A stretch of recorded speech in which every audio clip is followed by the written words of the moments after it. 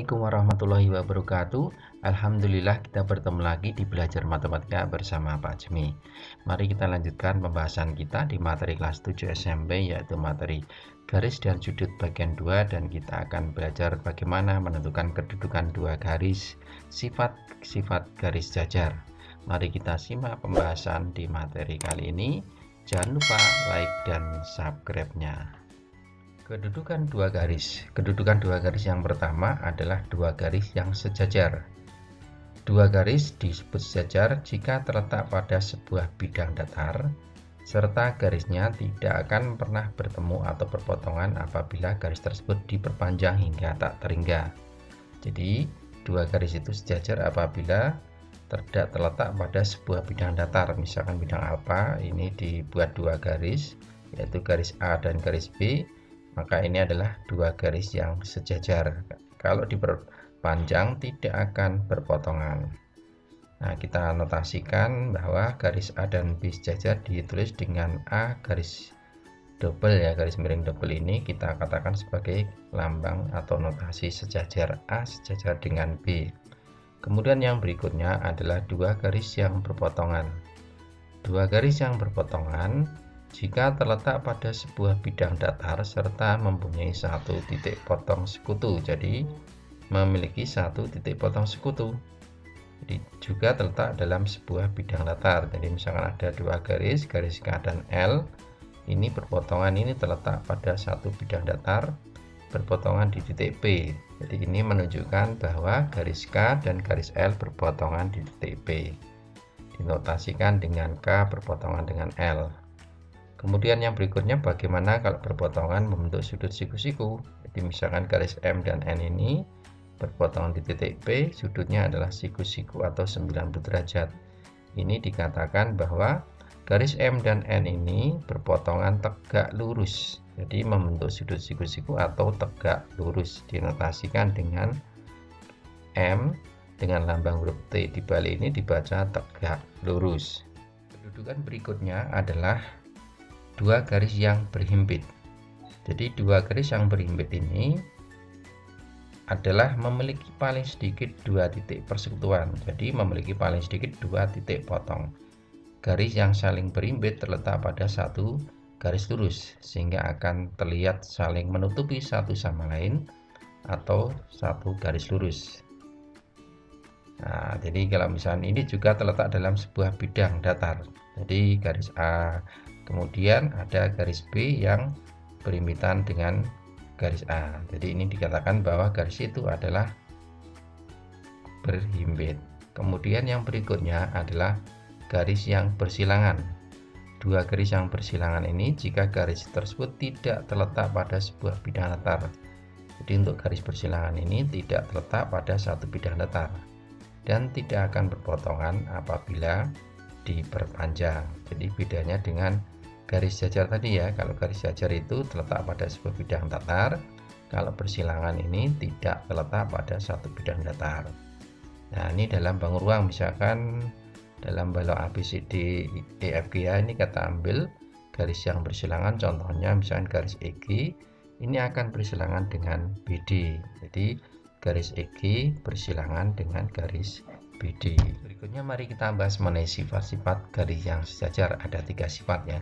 Sifat yang pertama, melalui satu titik di luar sebuah garis hanya dapat ditarik tepat satu garis yang sejajar dengan garis tersebut.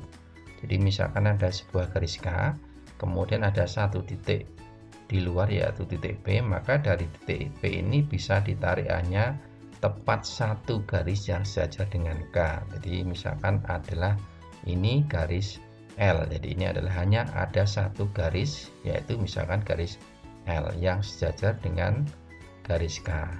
Kemudian sifat yang kedua, jika sebuah garis memotong salah satu garis yang sejajar, maka garis itu juga akan memotong garis yang kedua.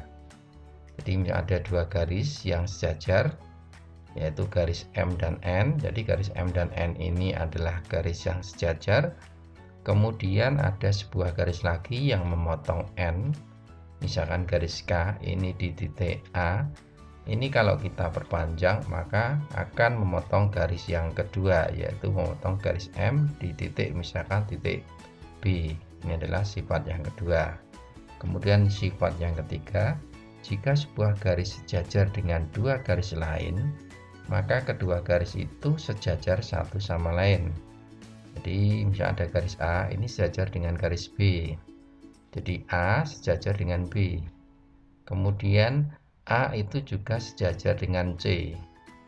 Jadi garis A sejajar dengan C. Yang pertama A sejajar B, kemudian A sejajar C, maka kedua garis yang lain dalam hal ini B sama C ini juga akan sejajar satu sama lain. Jadi ada tiga sifat garis-garis sejajar. Mari kita teruskan ke contoh soal agar kita lebih jelas.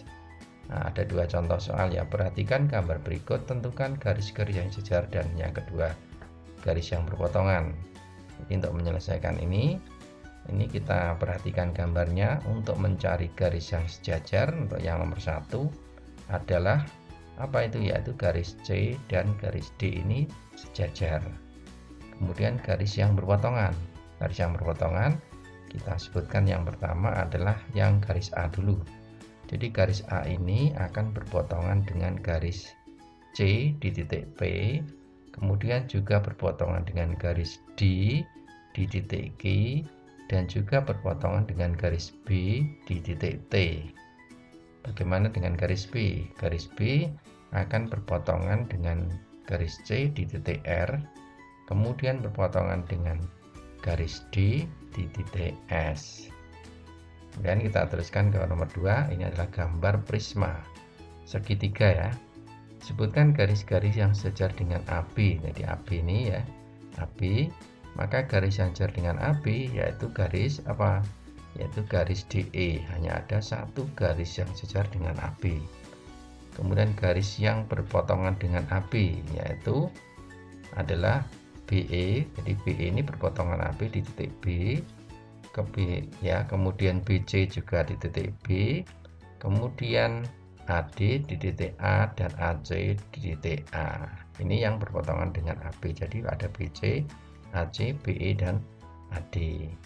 Kemudian garis yang bersilangan. Garis yang bersilangan dengan AB berarti garis itu tidak sejajar dan tidak berpotongan. Maka yang bersilangan dengan AB adalah garis CF. Nah, CF ini, kemudian garis EF dan garis DF. Nah, demikian tadi mengenai materi kedudukan garis dan sifat-sifat garis.